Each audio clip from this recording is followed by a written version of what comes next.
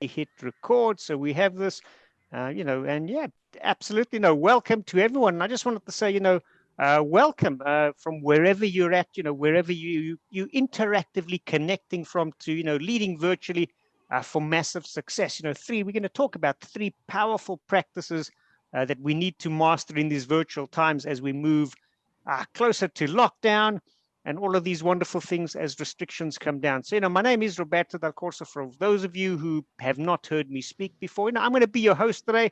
As I said, talking from my home office here in Zurich in Switzerland. And, thank you so much for joining us. And I like to give interactive presentations. So, I'm hoping that you're going to also engage with me because, as I said, I like to give interactive presentations. I hope you're going to engage with me.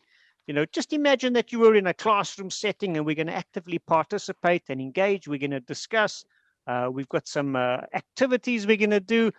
By no means are you going to just sit there and listen to me, and absolutely, I don't want to do it. So pretend it's in a classroom. And also, if you are a master of multitasking, like most people, Harvard shows that people who multitask actually are less effective than people who focus on one thing. So, I'm going to say, just give yourself permission to be present, just to listen, engage, and follow what's going on. And I'm just going to ask everyone who agrees to engage, to participate, just type in yes, because I'm not going to go any further unless we all agree to participate. Because quite often I might actually I might call on you and ask you a question, because we're going to have some fun this afternoon, because I do enjoy giving some active presentations and not just talking to you for the next hour and a half. So if you can just give me a thumbs up or type in if you are willing to participate actively. Thank you. We get some thumbs coming up. Awesome. Thank you. So, because I will be calling upon you, and we're going to do some things, and we're going to hopefully have some fun so that we can learn together. Now, here we are. We're getting towards, a virtual situation again where people can't travel as much. Governments, you might be forced to work from home for whatever reason it is. And, people believe that working from home, working in a virtual environment is the same as working in an office. And in reality, it's not working in an office. It's not the same. Research also shows that this is not the case. And today we're going to share quite a bit of research with you. And the fact is that face-to-face offered environment does not equal the virtual environment. And that's why I want to share, three powerful practices with you to stay connected, increase the effectiveness and the productivity of both your people, your teams, as well as yourself during these shifting, changing times that we kind of call the new norm, and who knows when we're going to get out of it.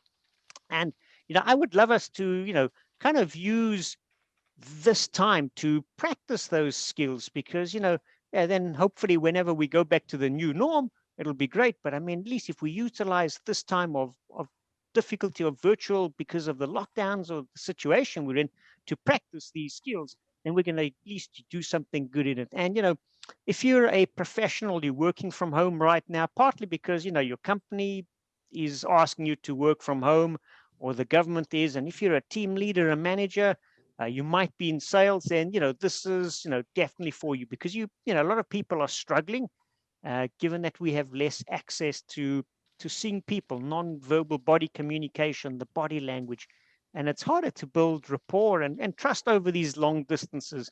And it's something that's affecting every business. So pretty much everyone is having to operate remotely, having to operate in a virtual environment. So if, as I said, if we can experience and help our teams, our people, to be more connected, they might be spread out over a country, they might be spread out over a town or city because we just can't get together, or over different time zones.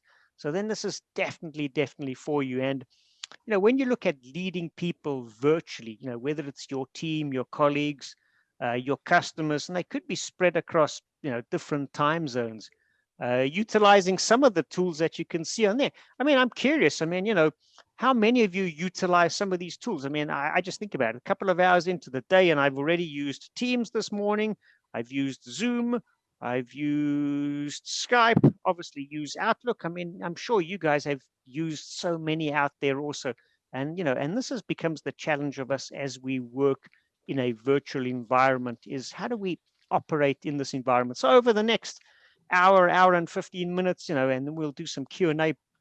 The agenda is going to kind of look like this. I want to show you how to become a caring and capable leader that, your virtual employees, your virtual teams, your virtual colleagues really look. And, as I said, we're going to look at some of the data, the research behind remote working. We're also going to look at, as I said, the three powerful practices that virtual leaders really need in this environment. And the first one is really about, how do we be present and mindful? How do we communicate intentionally with our remote teams, with our remote colleagues? How do we structure conversations for maximum impact? How do we take into account the different hours, their different work preferences that they might have, as well as we're also going to have a look at how do we foster community in this environment? Because again, building trust is not easy. How do we create trust? How do we build supportive relationships?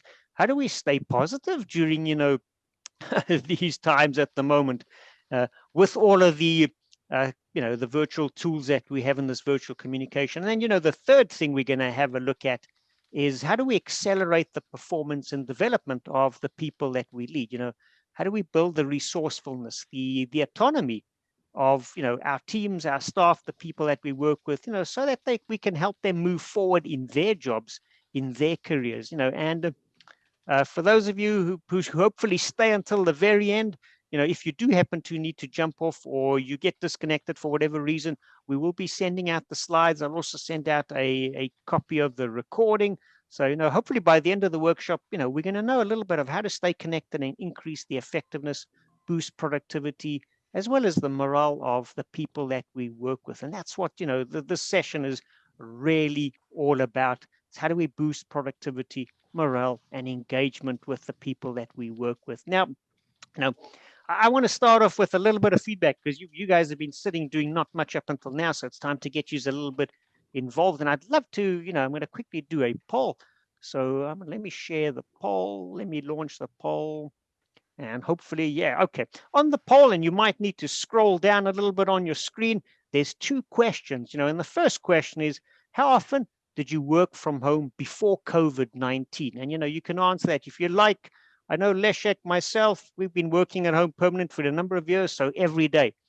You might have worked in, more than 2 days a week or not every day. You might have worked 1 or 2 days, a few days a month, rarely, never. So how often did you work at home before COVID and how often do you work from home now? So we're just going to give everyone a couple of minutes, not even a couple of minutes. We literally will give everyone 35 seconds to drop in. I see we got more people on the call, but there's only a couple of people that are putting their thing in. I'd love you to select one or select one for each question and then hit share. And then we're going to do a virtual poll. So I'm actually going to share the information with you so you can see. So actually 5 more seconds and then I'll close the poll. For those of you who are last, perfect. Anyone else? Last one? Okay, no, then let's close it quickly. And let me share the results. Yeah, perfect. So, if you have a look at, how often did we work from home before COVID-19, oh, interesting enough, you've got a big percentage who never worked or rarely worked. I mean, there's a couple of real experts, like Leszek, myself, who've worked from home every day or certainly, often. And if we have a look at, how often do you work from home now, you can see there's certainly been a shift to every day. Certainly the frequency is more often now than we were in the past. And he's actually one, who works from home rarely now. So absolutely, you can see some of the information behind it. Let me stop sharing that one. Close the poll. So, when you look at it, this is some of the research behind it. And this is, you got to remember, this was back in 2017. There was a global study done by Al Labs, a global study, and this was prior COVID, and that showed that around 32% or even less had, never worked from home, which is quite interesting. Which again, you can see what we had in there, not very dissimilar to the statistics from our labs. And if you look at the 3 bubbles on the right-hand side, I mean, that shows you that probably about 50%, we're working from home at least once per week. So, we certainly are seeing that there's an increase year from year of working from home. And this was prior to COVID. So now, yeah, we know what's happening right now. But this is pretty much across every industry. This trend was already happening back in 2017. Another study done towards the end of last year, again pre-COVID, by the International Work Group. Again, global survey, 15,000 people globally, and 2/3 of the professionals from around the world that took part in this survey would telecommute, which really means they were working from home at least one day per week. So, when you look at it, about 53% of the people work from home at least one day a week. And, then Global Analytics, went on and said, how many jobs could actually be done from home that in order that you never had to go and work in an office. And I'd love you to drop into the chat box, what is the percentage of jobs you think can be done from home without ever having to go into an office? I'm just going to give everyone a couple of seconds to do that one. I mean, if you think of manufacturing, for example, well, manufacturing, yeah, either you're in the facility, you're in the factory, you're in the plant, or you're not in. And I see Leshek's put 60%. We've got a 50%, 65%. I love it. Give us some more numbers. Let's see if anyone's going to hit the magic number. There's a couple of you that are very close. 45% from Franco. Thomas says 65.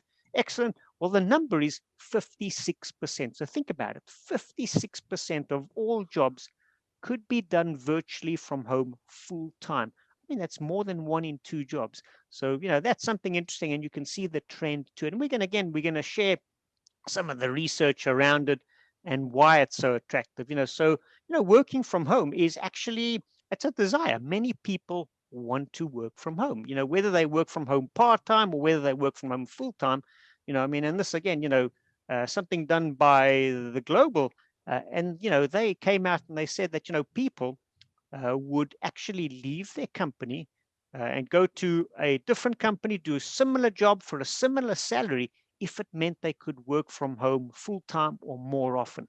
So, that's something, that we need to start paying attention to, that people actually want to work from home. And in the past, maybe weren't able to work from home. I mean, my neighbor Marcus, same thing. He works for the Swiss National Television. He's a programmer. He wanted to work from home, was never allowed. March came, lockdown, suddenly he was forced to work from home for months.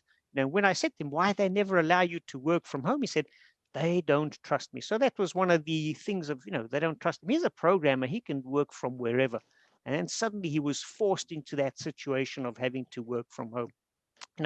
So more than half the people that, work remotely also, want to telecommute, which is really means have that blended approach. So, ideally, you don't want to be working from home 5 days a week. You might want to work from home 2 or 3 days a week.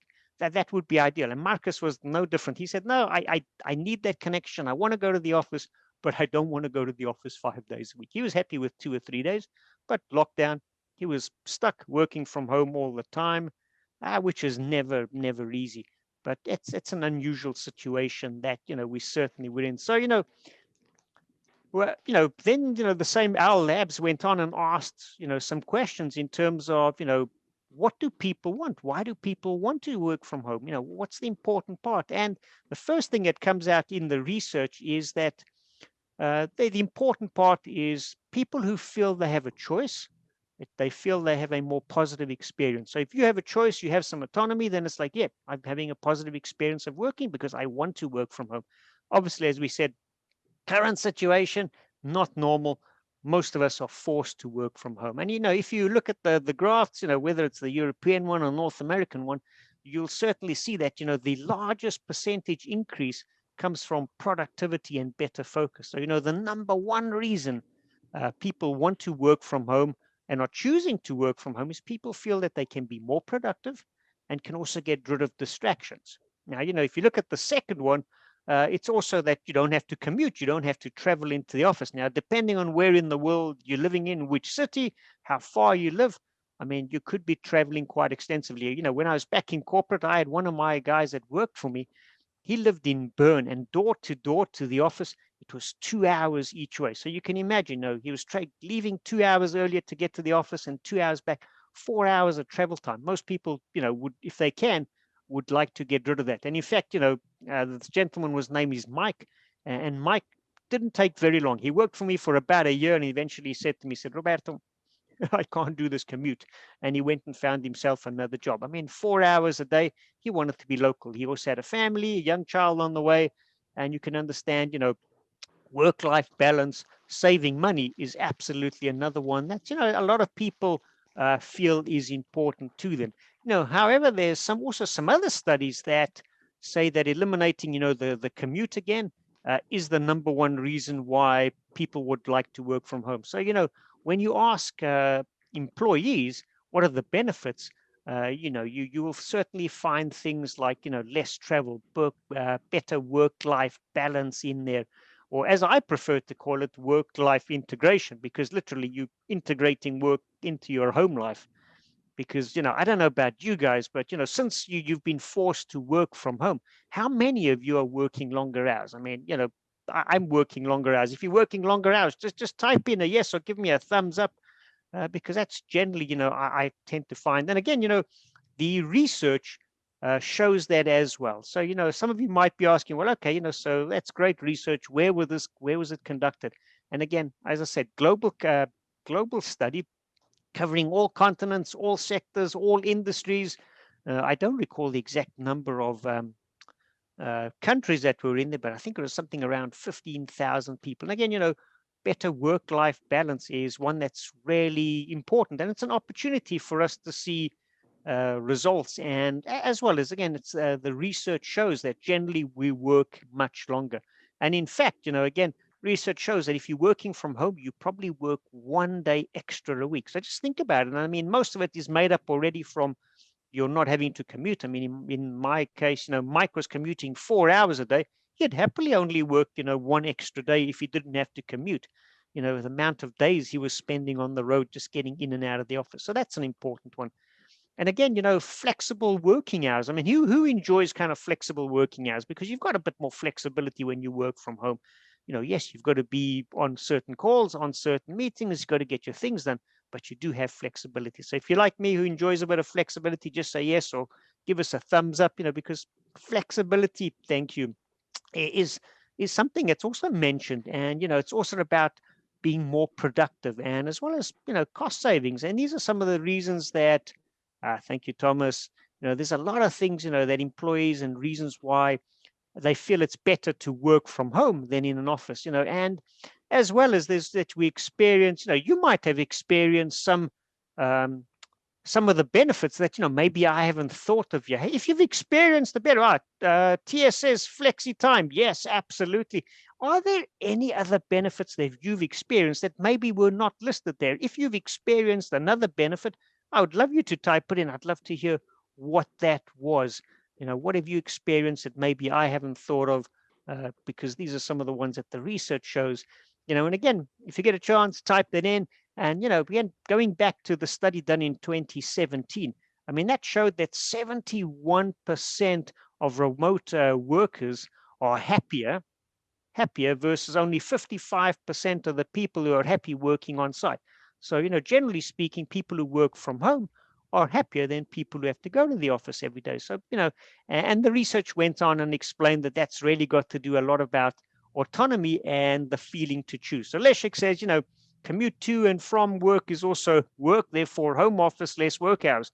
Yeah, very true. But you probably give some of that back in extra working hours. But I love it, Leszek. Franco says, silence and opportunity to focus. Yeah, you can certainly get rid of the distractions. Franco, I love it.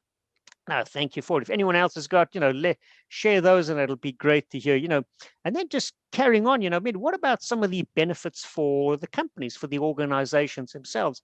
And the Global Workplace Analytics, they went on and did a study and actually created a calculator to show, and we're able to calculate the benefits to organizations. And this is certainly, this was pre-COVID. So this is some of the stuff that was, you know, starting to support the work from home initiative. And, this particular study was done in the US, validated by the US Department of Commerce and Labor. And I've seen something similar done by Eurostats here in Europe. But, what they found is that, they see productivity increase by around 15% on average. Think about it, 15%. So that's a significant one.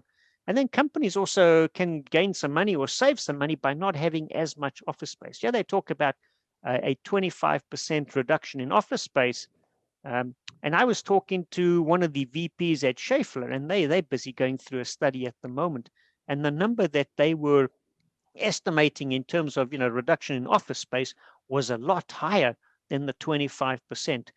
They had something between 35 and 45%, 45% being max, but a minimum they thought they could reduce office space by around 35%. So just keep that in mind. And also a strong reduction in absenteeism. Absenteeism is, what is that? That's people being sick and not going to the office. And generally, if you work from home, you get sick and you still go to the office. It's not, people who work from home generally who get sick don't go, oh, I'm sick, I can't do anything.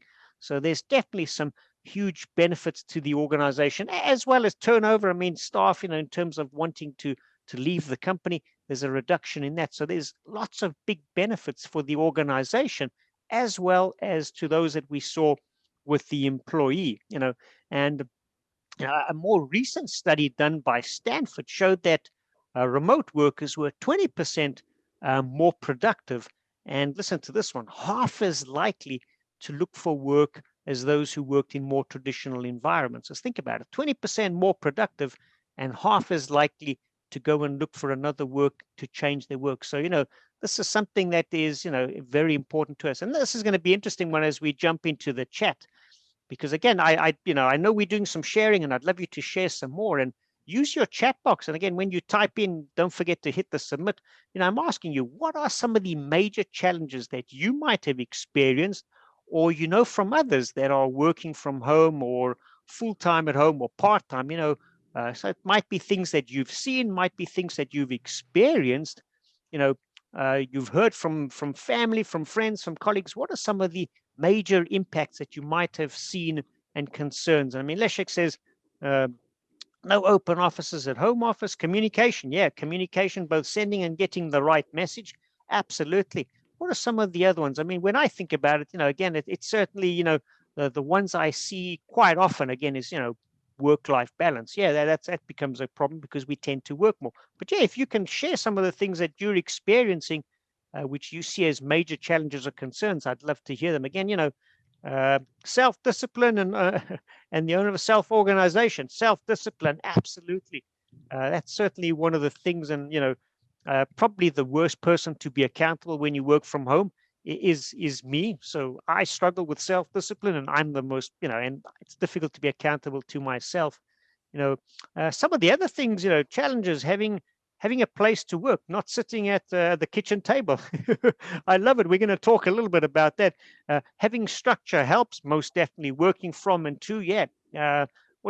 Be focused even when you have children? Absolutely, Thomas. There's a lot of those coming in. Some of the other ones that I think of are, technology, accountability, and it was we mentioned it, yeah, working from the kitchen table, and there's certainly something ergonomics. I mean, we don't think about it, but that's an interesting one, because it's definitely different working from the home on your kitchen table, or working from your home as you've got your office set up. I mean, if you had to see my setup, I have got two big screens, I got one computer, I got a backup computer, I got a couple of different cameras, couple of different mics.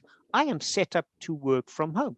Not everyone is in this, so there's a difference working on your kitchen table, where on a kitchen chair, which is not ideal, and you can get sore back. So that certainly is a problem. Then obviously the lack of human communication, yeah, and sometimes often it's the distractions from people around you. I mean, quite often, on a Monday, we've got the complex out here and they come through, and, it's the guys that are blowing the leaves, mowing the lawns. And on a Monday, it's very noisy and it can be distracting. So those are some of the things. And what about, again, we mentioned kids and children. Absolutely, and I don't know each individual's country. Here, the schools are still open except for the universities. So I've got one son who is at home, and behind that door on a Monday, when he's not, at school, he might walk past the door if it's open with not much clothes. But, this is where we're at. And you might have small children, so again, it's not just you that's affected, but it's absolutely the whole family. Another one that, again, around the work-life balance, is that you need to set boundaries, be it for yourself, be it for your team, to what is acceptable, what is not acceptable, especially if you have global teams. So, you could have global teams and you're speaking to people in South America or in Asia Pacific. And suddenly, you've got to consider, I mean, you're probably doing it already in the face-to-face environment, but you've got to be considerate of the different time zones. That's absolutely something that we've also got to consider, because quite often it's so easy to, oh, well, this timing works for me for my meeting, and it's either, very early in the morning or after hours in the evening for other people. So that certainly, is how do we balance and make the integration better for us, and again, I mentioned the flexibility, and it's fine. Uh, so quite often in the middle of a working day, I might take 20 minutes off and go for a walk, or quickly get the chores done. It's one of the part of the flexibility, and give yourself permission to do it. But again, get clear on the expectations with your teams, and set those expectations up so that everyone knows. And again, this one comes out very, very clearly in the research. And we're not just talking about current situation, but again, the research was all done pre-COVID. But in general, when we look at it, and I think it was Thomas who mentioned self-discipline. Yeah, self-discipline, staying motivated. It's so important that the work we're doing has got to be motivating, because easy that sense of being isolated that you can feel because you don't have that close interaction. It's big. It's not to be underestimated. And also, the fact of that feeling of stagnation, because you might be thinking, well, I'm not in the office. Those growth opportunities, if there's someone working in the office, maybe they preferred, and there's that sense of imbalance, unfairness. What does it mean about me? Are they going to choose me for a project? What about a promotion? So those things, become quite important for us. So when you look at these three challenges, this is what leaders need to be aware of and need to deal with on a daily basis. So we're going to spend pretty much the rest of the time looking at some of these challenges and how do we take advantage of them, and giving you some skills to certainly start implementing straight away.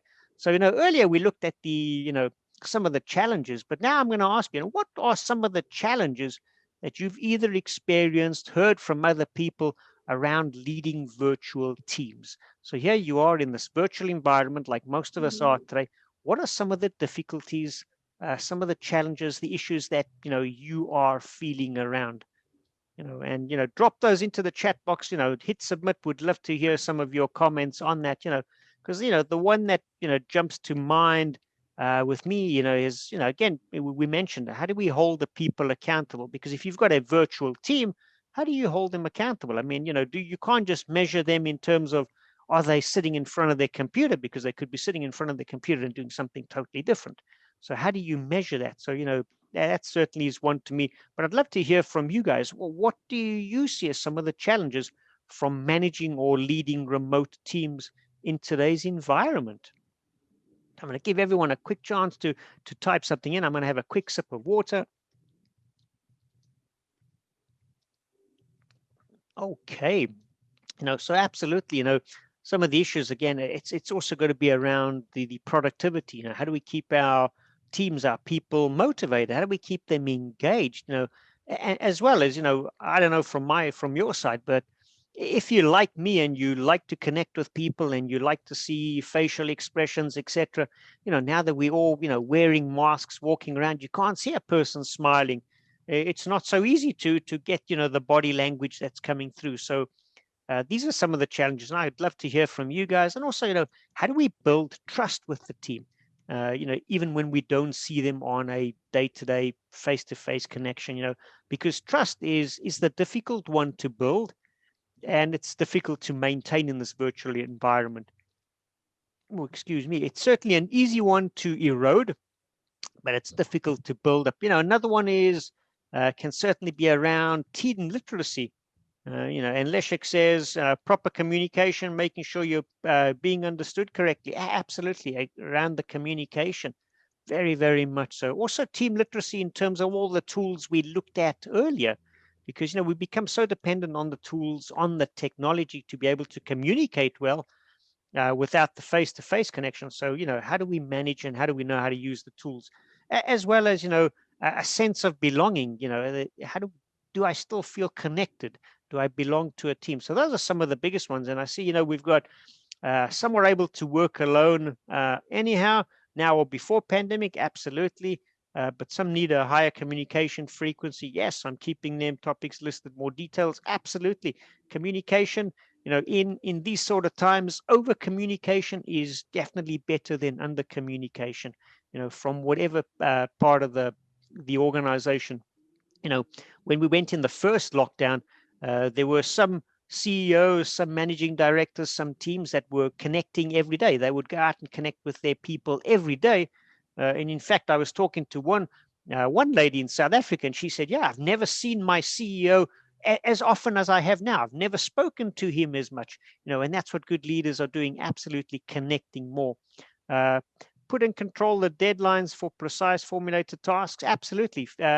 Exactly. We're going to talk a little bit more about, how we can do some of the things in terms of managing tasks and activities, most definitely.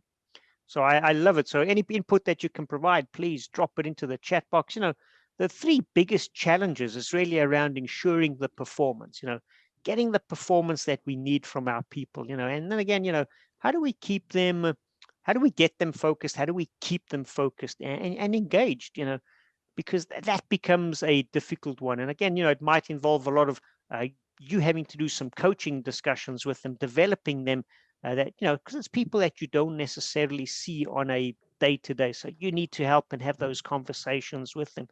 So that, and that's, I mean, the information I'm sharing really comes out of our leading virtually training.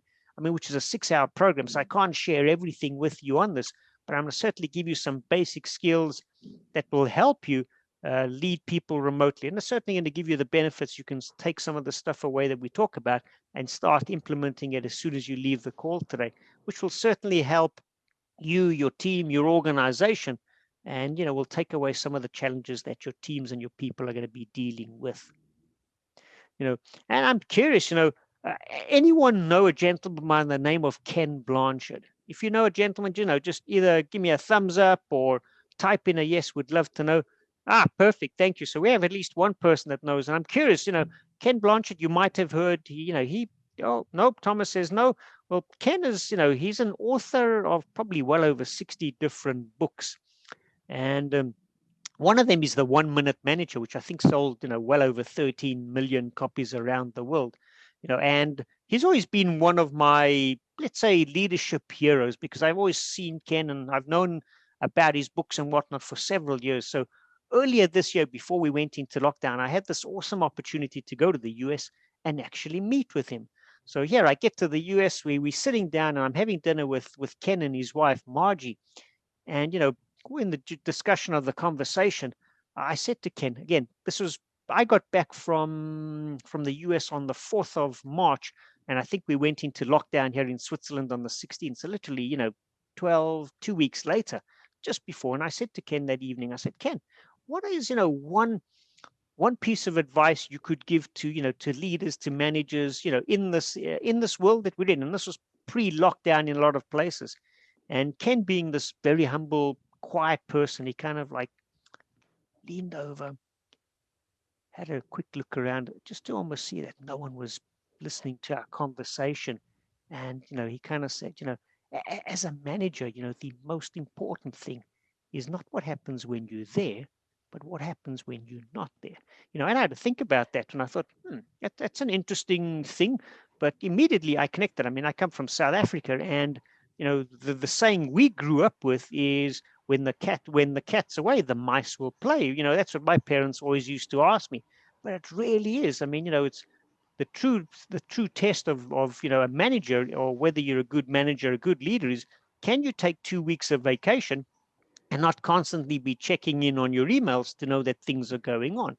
And that's in a face-to-face environment, but even more importantly, now that we're in a virtual environment.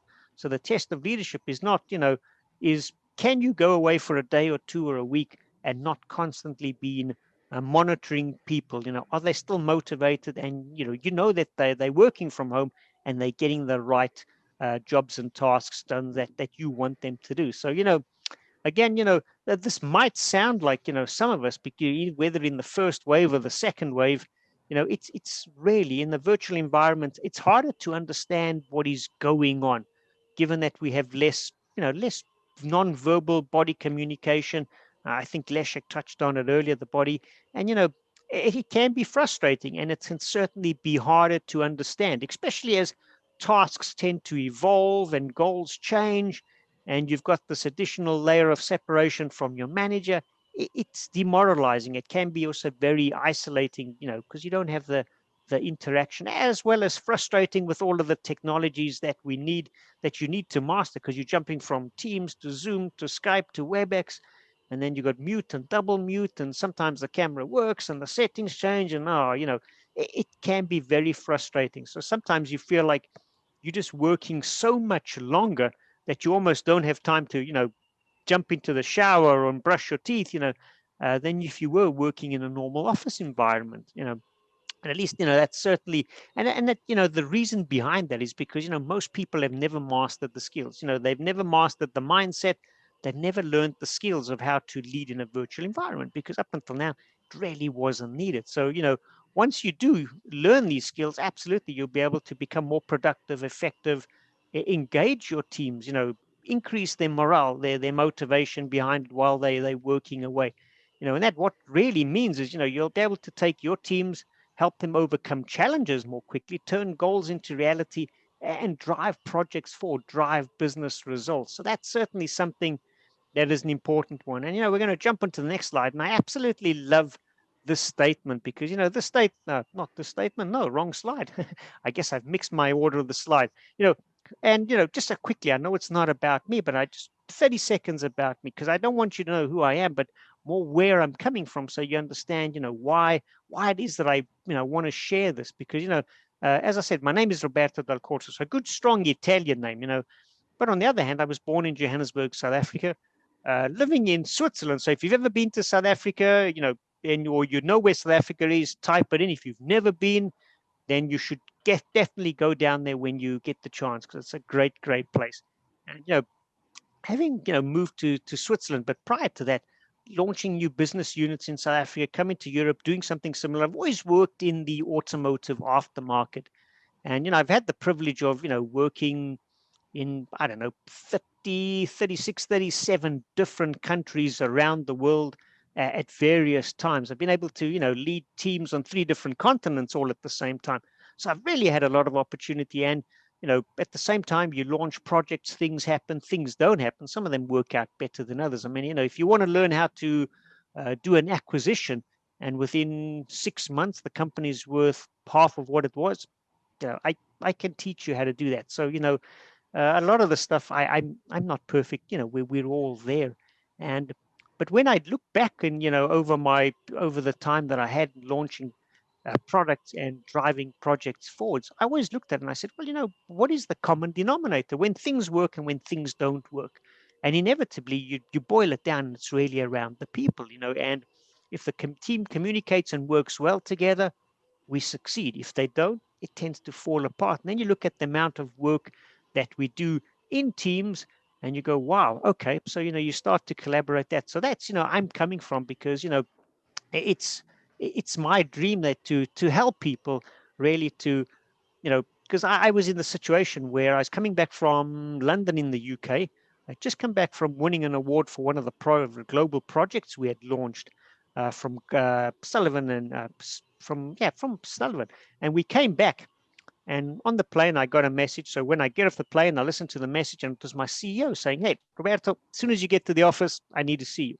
So off I go, get into the office, and he says to me, he says, "Roberto, South America." And I said, yeah, I know South America. We got some facilities down there. He says, their sales targets are way off. They're not going to make their budgets. We need to help them. I said, perfect. What do you want me to launch? What do we need to do to drive sales? He says, no, you don't understand me. I need you to get rid of 5 people in your team. Only says, by the way, I need you to do it by Friday. This is like Wednesday lunchtime. And I guess I must have given him that blank, what just happened look, because he looked at me and he says, Roberto, don't be soft. It's nothing personal. It's just good business. And I thought, no, I know these people. They got families. I socialize with them. I know they got kids. I know the names of the kids, and you want me to get rid of these people. So yeah, unfortunately, that had to happen. But that was the moment I realized, no, never again do I want this to happen. I'd rather help companies and help people to utilize what we have, so that we don't have to go through that. So that's really where I'm coming from, and that's where I want to share this information with you. So at least you know where I am coming from, and just jumping back into the content, so in the leading virtually, we look at a model. And, again, the people that, a lot of people don't get the benefits out of remote working, either for themselves or for their teams, is because they've never really had a system. They've never had a model. They've never had the mindset or the skill set. So, in the training, we look at the skill sets, the habits that leaders need. And, we found that there are three essential practices that leaders need in a virtual environment. It's really three. And, it's one of them is obviously we touched on it, accelerating performance and development, the fostering the community, being mindful and attentive. Those are the three skills. And, I want to share some of that because absolutely this is going to help you. It's going to help you to make a difference within your team, to make a difference within your organization. And, and I'm not going to say, oh, trust me, apply what I'm going to tell you and it's going to work. Because most of you are going to go, well, Roberto, I don't really know you. Why am I going to trust you? So I'm not going to say trust me. But what I will say is test me. Test me, because what I'm going to teach you, if you apply it and you try it and you use it, then you will know. You'll have some data of yes, this worked, or no, it didn't work. So I'm not going to say trust me. I'm going to say test me. Put me to the test on what I'm going to share with you and see how it develops for yourself. So, in a moment, we're going to jump into a deeper dive into each one of those three areas. But for every habit, there are four practices, or shall I say, for every practices, there are four habits that we absolutely need. And, the first one is to be present. And, I know that a lot of people struggle with being present. And whether it's present on a phone call, present on a virtual meeting, yeah, just that lack of presence. So, how do you as a leader become fully present? And you need to model that, because you need to be fully present for your team. And, it's very easy, as we said, for remote workers to feel that they just become a piece of machinery, and, their boss or their leader, their manager doesn't really care. So you've got to get to know them, and you really got to pay attention to their individual differences, as well as treat them like human beings. I mean, I know it sounds very simple, but common sense is not always common practice in the world. So we also need to be better at asking questions, asking for feedback, creating more transparency, as well as, be prepared to ask some of the hard questions. And when I say some of the hard questions, have you ever gone to your team, one-on-one, or, as a group, and said to them, as a leader, how am I doing for you? Am I meeting your needs? Is there something that that you need that I'm not doing for you? Some of these are the hard questions. I mean, is there something I'm doing that's bothering you? What are they? These are the questions that I say, we really need to be more intentional in the virtual environment than in the face-to-face environment, because face-to-face, we got more that casual communication going on in the office, at the coffee machine, passing through each other.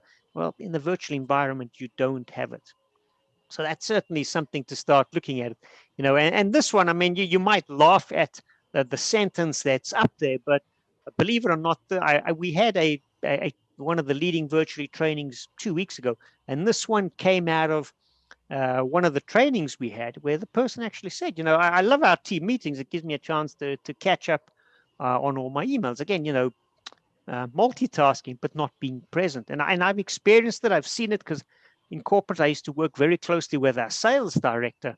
And, our sales director, we would have his Monday meeting. He'd bring all his team in. I'd, be doing the marketing and the product side of it.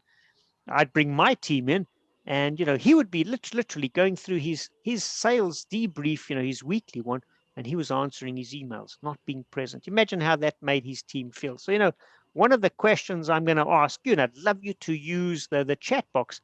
What is the impact when virtual leaders are not present? Use the chat box. What kind of impact does it have on your team, on their behaviors? How do they feel? How do people feel when their manager, their leader is not present? How do people feel? So I'd love you to drop that into the chat box. Would love to hear from you. Would love to get some feedback from you, just to make sure that you're all still there and you're all still, because I see everyone switched most of their cameras off. I can't, so I'm just making sure that you're still there. Drop something in the chat box. Let us know that you're still there. What is some of the impact that, of virtual leaders if they are not present. I'm going to give you a couple of seconds to drop that in to the chat. I'm going to have a quick drink.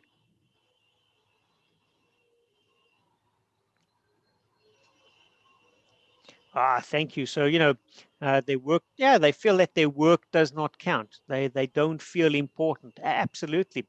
Leszek also said that, team members feel lost, most definitely. What about some of the other guys? I haven't heard from Franco, from Michael, from Thomas. Would love to hear from you guys.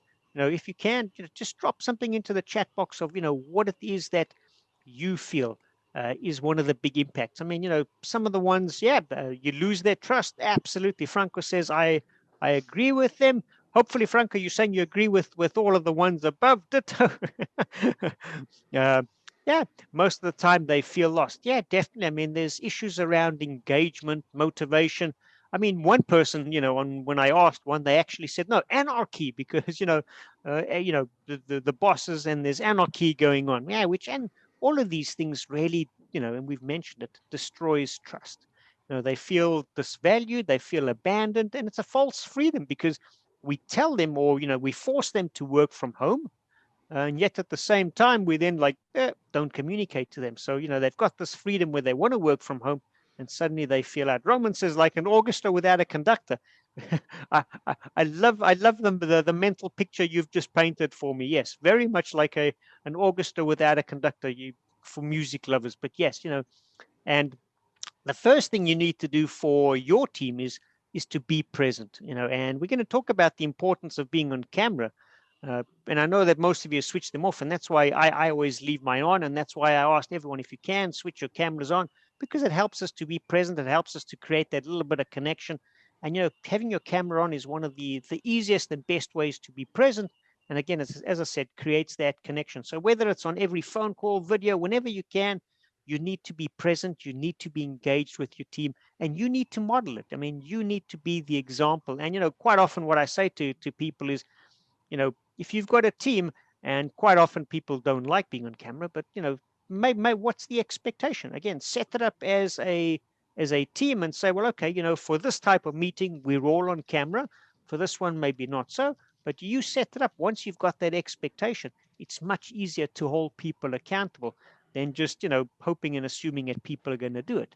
So you can set those up front. And again, one of the best ways to mitigate and reduce the challenge is to meet with your team and regularly check in on them. So let's just have a look if we've got this one here.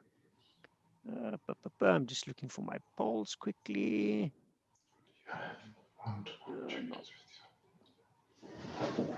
Oh, there it is. I just missed it. Yeah, I'm going to quickly share a poll, and the question, yep, perfect. That's being shared. My question to you is, how often do you have one-on-one check-ins with your leader? So your manager, how often do you check in does your manager check in with you? And, we've got some comments coming in weekly. So we've got a good group of people. We've got more people in here. Oh man, I love it. I love it. I'll share this. I'm just going to give everyone a little bit more time to just select that one and absolutely hit share and send, because it's certainly an interesting one.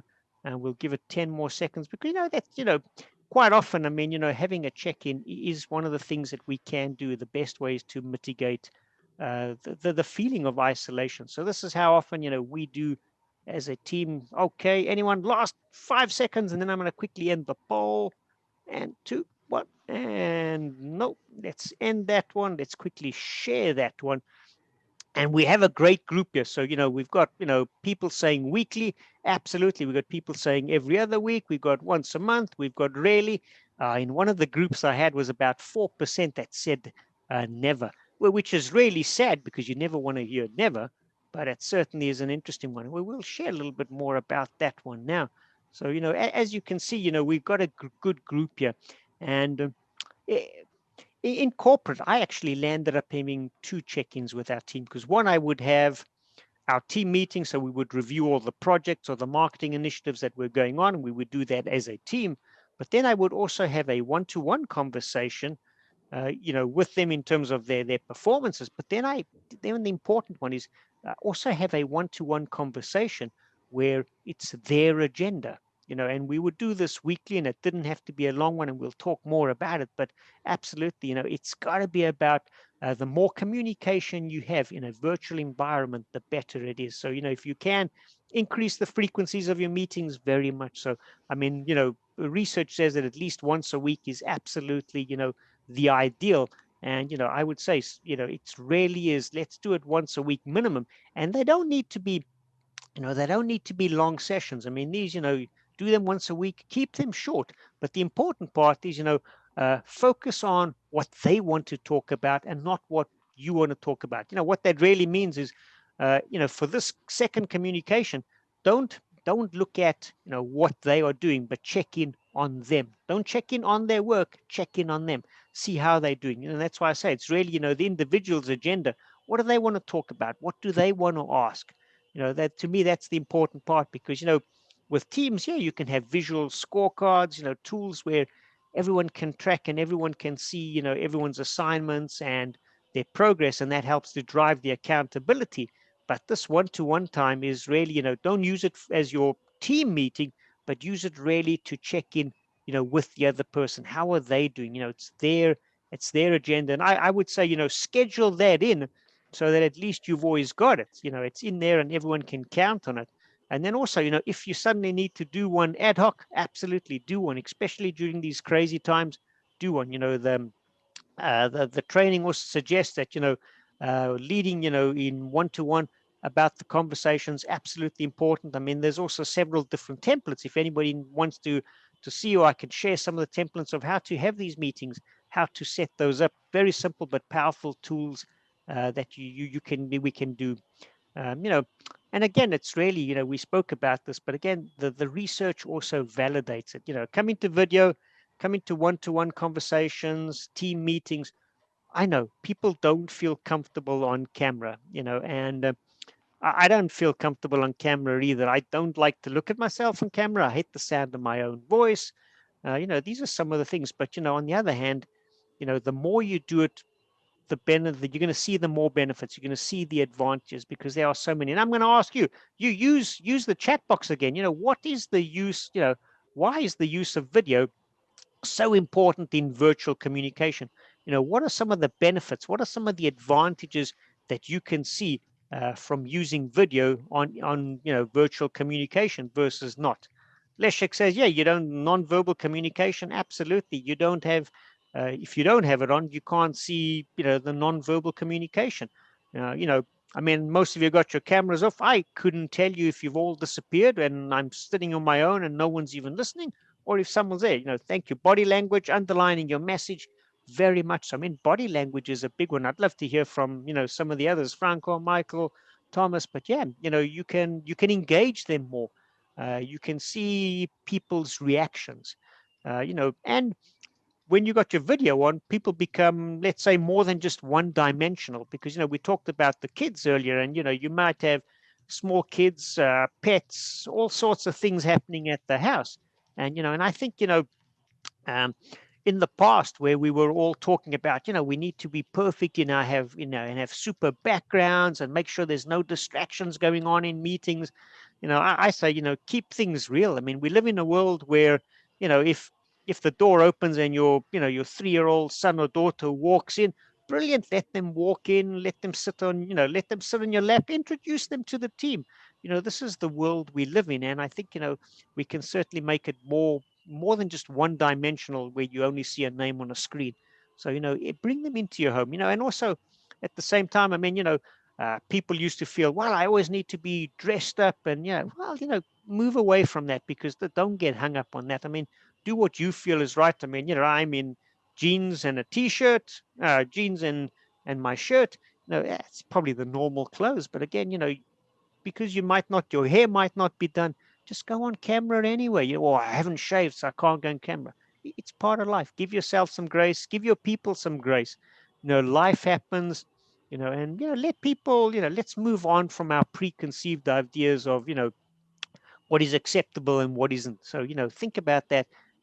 Of using cameras far more often. That's certainly a big one. And the number one tip, if you get nothing else out of today, is uh, use cameras, be the example. On the other hand, don't make people feel guilty if they don't go on video. Again, if you said, okay, if you've set the standard with your team where everyone's going to hold them accountable, if you haven't, then absolutely, go on, you be the example, you stay on camera. I mean, I was on a meeting earlier where there were 4 other people on it. We all started on camera. Within 10 minutes, I think I wasn't presenting, but four of them had turned their cameras off. I was the only one on. But, absolutely don't make people feel guilty if they don't want to follow. You be the example, and hopefully people will follow. And again, don't be overly concerned. I mean, how many of you have had the issue where you've been on a call and suddenly the doorbell rings and you've got to go get the post, or there's a DHL parcel or something? Yeah, this is part of life, and it's okay. I say, be the example, and then let them choose, and again, set the expectations ahead of time, get the team involved, decide the norms as a group, whether you're going to have your cameras on, and then it's easier to hold people accountable. On the other hand, also decide agree on what the right behaviors are, because there's so many different methodologies we have, instant messaging, WhatsApp, videos, emails, so take a look at it and say, what is the right time frame for people to respond, because quite often you might say, well, okay, instant message, I need an answer in 5 minutes, an email, I need an answer in 2 hours, but set that up front so that whenever possible, we all know the expectations behind it. That's an important one. Again, around the mute function, if there's more than 3 people, I suggest you always have the mute on, and then you can mute and unmute each other as a good common practice, because so often you'll end up speaking over each other, which isn't very pleasant for anyone. So, that's really about being present. The second practice is really about how do we foster community?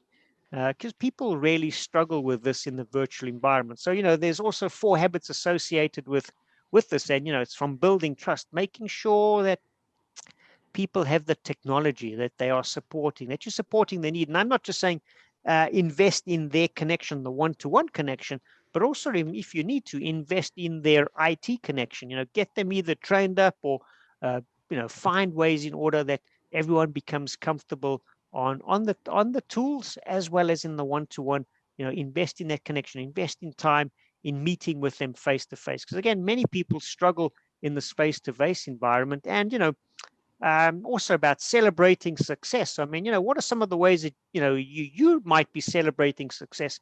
Are you having virtual coffee meetings during the day? I mean, I know one company who's created a virtual coffee room, and you can disappear off into the virtual coffee room for 15 minutes and do some small talk with people. So, what are some of the ways that you are celebrating success? Because, there it's endless what you can do. And I mean, one of our trainings, one of the managing directors at the UK was sharing with us that on a Friday night they have a pub quiz. That's very common in the UK. So now they do it virtually. Everyone is at their home. They've got a quiz going, and they're all having their beer or their tea. And that's just a way of socially communicating on a Friday, because they probably some of them would be down at the pub anyway if they were allowed to be outside. So, think about things of how we can, do that in a virtual environment. I mean, some ideas on building trust is to make sure that, you as the leader are certainly prepared, and you need to be helpful to your team. The idea is that, you reaching out, and that you saying, what can I do to help you? What can I do to support you? Make sure that, they know you are there for them. Now, that's really an important one to build trust. Also being, responsive. It's important for, your teams, because quite often it's, again, as I said, set the expectations for the different tools, whether it's instant message, that you want to reply quickly, or the emails. But also, if you end up using different tools, Skype and Teams, also keep your status, your calendar updated. I mean, one of the gentlemen from TND was on the training, and he said that because of they all operate virtually now, so they've got to log into HR, and they say, well, these are the days or when I'm out of the office, and that automatically blocks their entire calendar. So now all of a sudden your team can't even see if you're actually blocked all day, or if you've got some time for a quick short impromptu ad hoc meeting.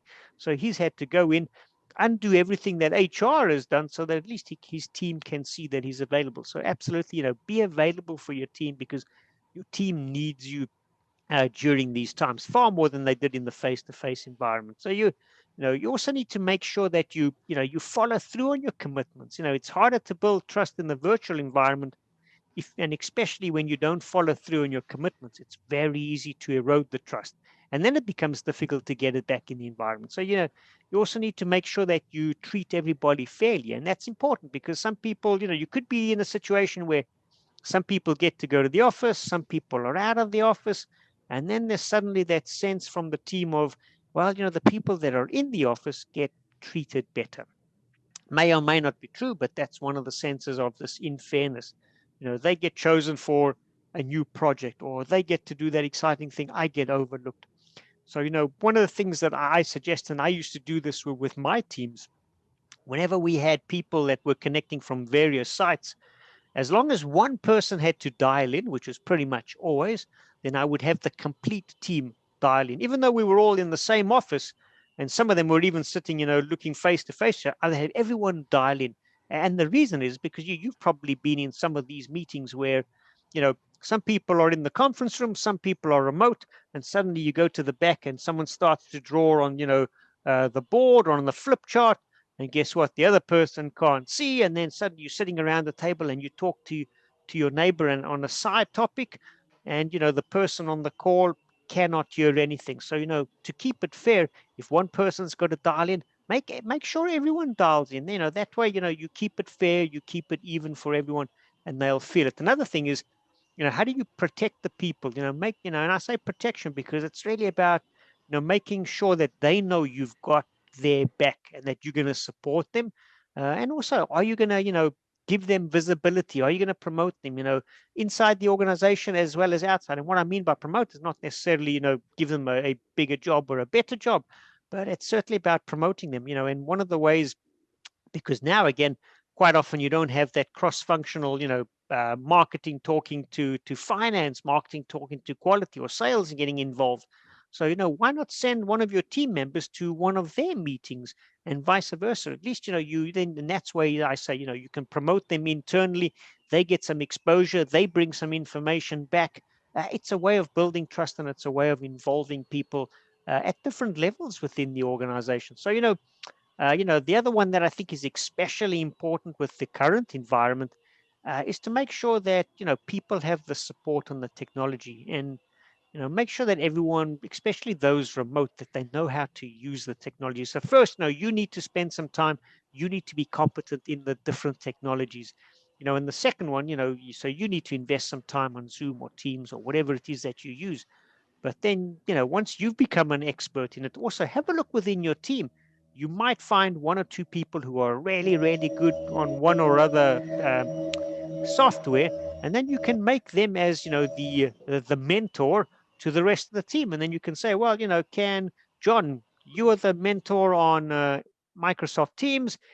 Anyone who needs information on Microsoft Teams, go to John, and you can do that. That way you also, people will feel wanted, people feel involved, and again, it's about helping and serving the people on the team. So you need to invest in your team, whether it's on training or on the technologies, but you've got to invest time on your team. Another one, the research is also very, very clear about, and hopefully, this is hopefully the crisis will go away soon and we'll be able to go back to the office. But until then, we need to be virtual. But, the important part, and the research says it is, we need to bring the team together whenever possible. So, what I used to do, I used to bring, my team that were spaced across Europe and Middle East, I'd bring them in together at least once a quarter.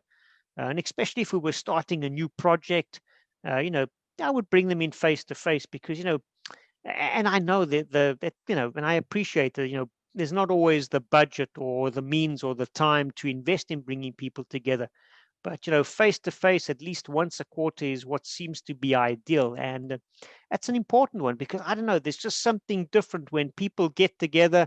You're able to look at each other in the eye, give each other a high five. I don't know, there's just something about, breaking bread together that gives an extra connection that you don't get in a virtual environment. So, I would suggest, at least once a quarter, if not more, bring your team together. And then, I know we're going to get close to, because I want to do some Q&A for this. a couple of more points, but one is about, celebrating virtually together. So now I know some teams use virtual happy hours. Yeah, they use coffee breaks, coffee rooms, you know, but we need to bring in these casual conversations as well as these celebration. I mean, I know a company that, they would have their team meeting, and it happened to be over a lunch hour. So for some of the members, but they were spread across.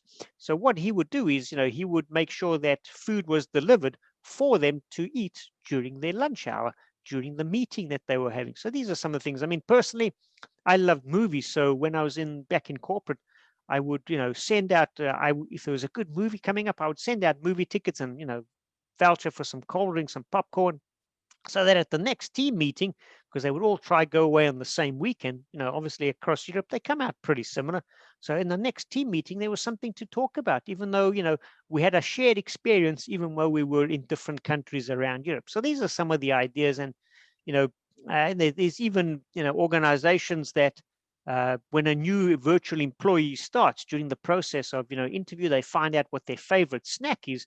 And on the first day of they come to work, they will literally have, DHL, their favorite snack, whether it's a chocolate bar or even I've heard of beer going out, but it's just to say, hey, you are different. We're thinking about you. You're part of our team, and we celebrate you. So, be creative, celebrate. Don't limit yourself in ways that you can celebrate. The last practice is really around, how do we accelerate the performance and development of our people? And, the keys to accelerating performance and development is not to focus on the activities that people are doing, but rather focus on the outcomes. What are the results that you want them to achieve? And absolutely, I know we mentioned that I can't remember who it was in the chat box that was talking about this, but yeah, focus on the outcomes. Get clear on what they need to achieve and when they need to achieve it. Get clear on what a good job looks like, because as I said, being accountable to yourself in the remote environment is difficult.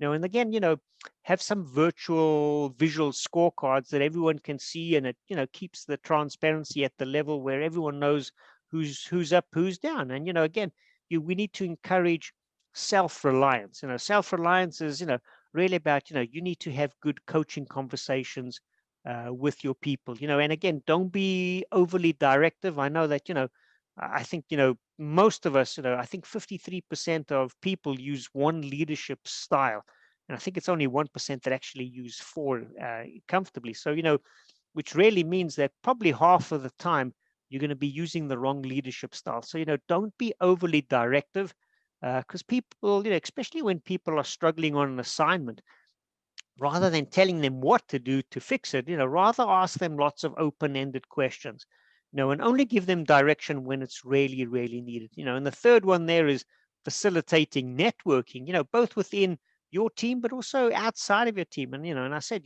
get people to go to a finance meeting, give them visibility outside of your team, or bring people from finance into yours. But, that's an important one. And the last one is really to make sure that you're paying attention as a leader to their career development. So absolutely critical, because you know people who work in remote teams, in remote environments, often feel that their chances for growth within an organization are as remote as their managers are. So if you're not having career development conversations with remote employees, then they're probably having them with someone outside of your organization. And you want to take advantage of the research we saw that that says that people who work remotely are happier, they stay longer, they're more productive. But again, if you're not having those conversations, those career development conversations with them, they're not going to happen. So those are the three practices and the four habits that we look at. And I know we've covered them very quickly today, but that's really what we cover over three sessions on in the training itself. And and the process we use with that is really we use a launch, learn, practice, master one, because we know that it's really when you take a look at, even in the situation we have today, you've attended a session, and guess what, you're probably going to remember 10% of what was said and what you learned today. So the intention is to move it away from a one-off event or a one-time workshop to really a complete learning journey. And this helps people learn and practice new skills, so that you learn new skills and you get to the point where you can master them. And master them really means you can do it subconsciously. No different. I mean, you take the example of how many of us know how to tie shoes or drive a car? All of us, but at one point in time, you didn't know how to do that. But you've gotten to the point where, let's say it's driving a car. We all can drive cars. And guess what? Some of us can do our makeup while we're driving the car. Some of us can be texting while we're driving a car or reading emails. We can drive a car subconsciously because we've mastered the skill. And, that's really what it's about, is how do we master the skills that we have? And just to give you an idea, um, our next leading virtually workshop is the middle of December, 15th, 16th, and 17th. And, just to show you there that it consists of 3 2-hour sessions, a very structured approach, but we go into a lot of detail, a lot of practicing, a lot of case studies in terms of what we've looked at today on the 3 practices, as well as the 4 habits for each of the practices. Yeah, three 2-hour sessions. There's participant workbooks involved in there. There's also a, part of the launch is, there's a self-assessment. You got to do a checkup, probably take you 15 to 25 minutes, but you need to get it done so that we can then take that and utilize it in the training.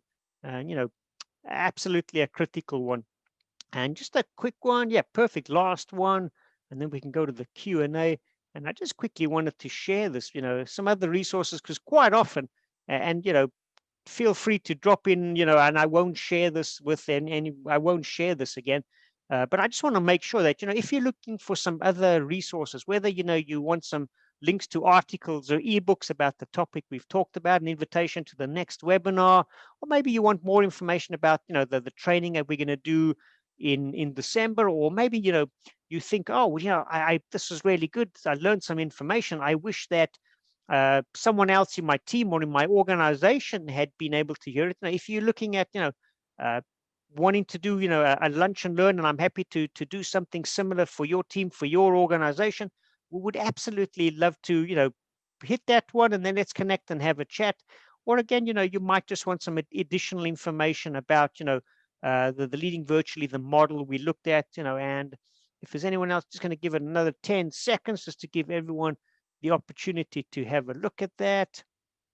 Perfect, now, and then we'll jump into a Q&A, because I really want to answer as many questions that you might have around, this remote working situation, because yeah, it is so difficult in today's environment. People are struggling, and again, people are struggling from the isolation side. People are struggling, what is everyone thinking? What is going on? When is this going to end? And it's so easily to become demoralized, and it's not a good place to be in. So let's just end that poll, and we won't share that one. So yeah, and for those of you who want to connect with me, that's connect with me on LinkedIn, send me an email, because quite often what happens, I'm one of these people that we're going to do a Q&A, but I might not remember, or I might not think of a question that I want to ask. So, if you, tonight, tomorrow, over the weekend, if you think of a question that, oh, I should have asked that question because you've now processed it a bit, then please, connect with me. I'd love to answer that, answer any of the questions that we may have. So that's certainly something, keep in mind for you. And yeah, let's go to a quick to a Q&A. I'm here as long as you want. So let me actually stop sharing, so that at least, hopefully, yeah, I come out in a little bit bigger so you can see me and not a tiny little screen. But yeah, I'm really open to Q&A. If you've got some questions, either, let's see, can we unmute everyone? I'm not sure how we've set it up, if we can unmute everyone, or can we at least, if I can't unmute you, then by all means, just drop it into the chat box. But let's just have a look. I want to unmute everybody, not mute everybody. There we go. Perfect. So hopefully, if you have a question, just accept the unmute, and that should unmute you. And if you can't, for whatever reason, then just drop it into the chat box, because I'd love to answer any questions that you might have at the moment, regarding the subject we spoke about. How do we do it in a virtual environment? So, if you've got some questions, would love to answer any of those. And while I give you a couple of seconds to quickly type in or unmute yourself, I'll have a quick sip of water. Probably doesn't look the most elegant, but yeah, we're in the virtual environment. If I was in a normal room with you in a conference room, we'd certainly be doing that. The devil is in the details. So all my help sources, Kaizen approach. Yeah, absolutely. Kaizen, great approach. It certainly is. And, I'd love to talk more about, how you might be utilizing the Kaizen approach in the virtual environment. It'd be great to share some information. Unfortunately, I can't see your name. All I can see it's an LF, but I would love to connect to you and hear some of your ideas. For now, no questions. We'll take a look at the presentation of my notes. Thank you. Yeah, no, my pleasure. As I said, later today, I will send you out I don't know if, hopefully I did hit record, but I will certainly send you a set of the presentation slides out, and again, by all means, I will start sending you some, the links to the ebooks or the invitations or the more information as you've requested. I will certainly be doing it. But any questions from anyone else?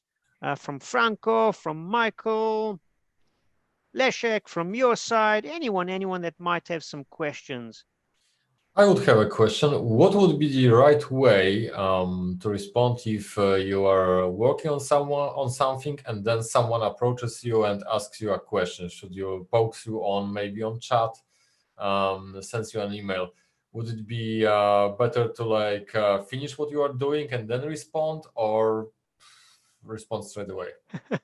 Oh, I love it. I actually was going to ask the group that. I had one of the questions, which because of time, I skipped over in the polls, which was literally along, the same concept of, think about it. If you were in the face-to-face environment, in an office environment, and you were at your desk and someone walked into your office or walked past and just stuck his head in, would you respond to it? And the answer more than likely is yes. You're going to take the 30 seconds. So now the question is, what do you do in the virtual environment? And again, that could be as something as, as Leszek says, and, this could be, okay, it's now getting late at night. I'm about to go to sleep. And you suddenly, you check on, oh, there's an email from your colleague or from your boss. What do? Do you immediately answer it?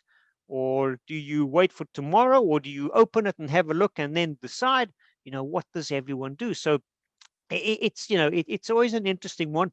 And again, Leszek, I would say it depends on, the importance of it, because if it's something absolutely important, then I would probably say, yeah, use instant message.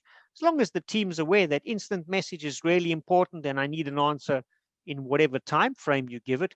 And, or and you could easily say, well, okay, emails, end of the day, whatever the case is. So that's absolutely, you've got to, you can't every time you receive an email, stop, look, and reply to it. But maybe you can set up as the instant messages to make sure that you certainly get that importance that's highlighted that you need an answer quickly. Hopefully that answered the question, Leszek. Yes, it does. Thomas says, an interesting webinar, needs to leave. Have a nice day. Likewise to you too, Thomas. Thank you for joining us. It was a pleasure having you on. And for those who can stay, any questions you may have, I'm going to stay for as long as, as long as you have questions, I'm ready to share and answer anything that you might have. So as long as you got questions coming, and again, let me see, I will try and ask everyone to unmute. So if you have a question, you should be able to, you should be able to accept, or at least just drop it into the chat box and unmute yourself to ask the questions.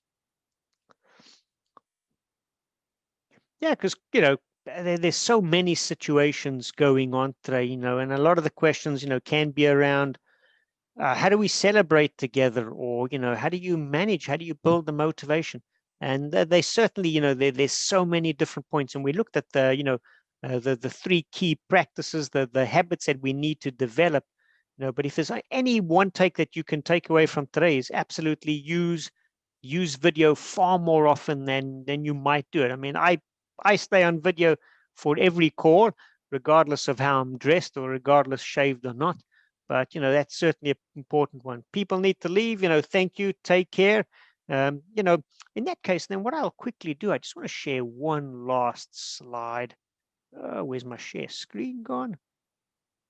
just want to quickly share one last slide. I know everyone needs to leave and I can only appreciate their time, so I just want to say thank you to everyone who did attend. If you've got questions, let me know.